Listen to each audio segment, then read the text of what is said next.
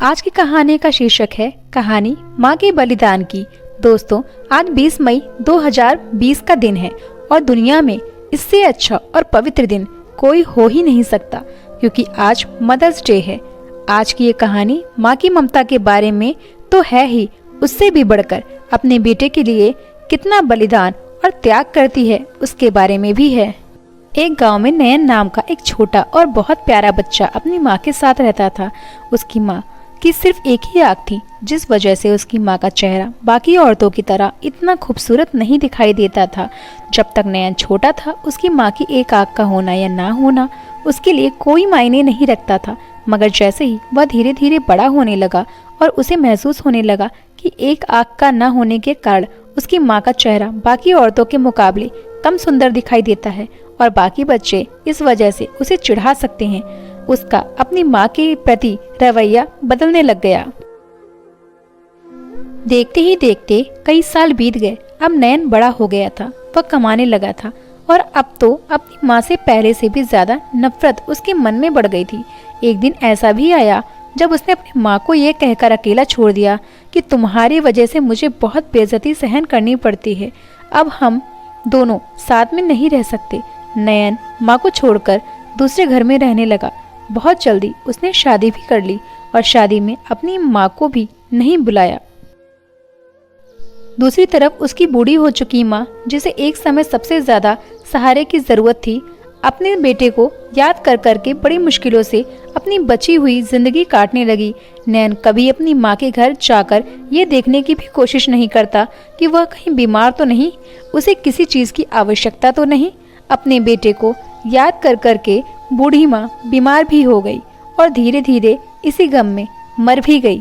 मगर मरने से पहले नयन की माँ ने उसके बेटे के लिए एक पत्र लिखा और किसी के हाथों उस तक पहुंचा दिया। जब खत मिलने तक पहुंचा तब उसे पता चला कि उसकी माँ इस दुनिया में नहीं है। उसे थोड़ा दुख भी हुआ और उसने खत को खोलकर पढ़ना शुरू किया। उसमें लिखा था, बेटा, जब तुमसे ये जिंदगी से कोई शिकायत नहीं है, मैं जल्द ही मरने वाली हूँ और जब मैं भगवान से मिलूंगी तो मैं उनसे तुम्हारी सुख और सेहत के लिए प्रार्थना करूंगी। बेटा, मैं मरने से पहले तुम्हें एक बात बताना चाहती हूँ। मेरी एक आँख न होने से तुम मुझे जिंदगी भर नफरत करते रहे, मगर इस एक आँख का न होने का कारण मैंने तुम्हें कभी नहीं बताया। जब तुम छोटे थे, खेलते खेलते तुमने अपनी आँख में घाव लगा लिया था।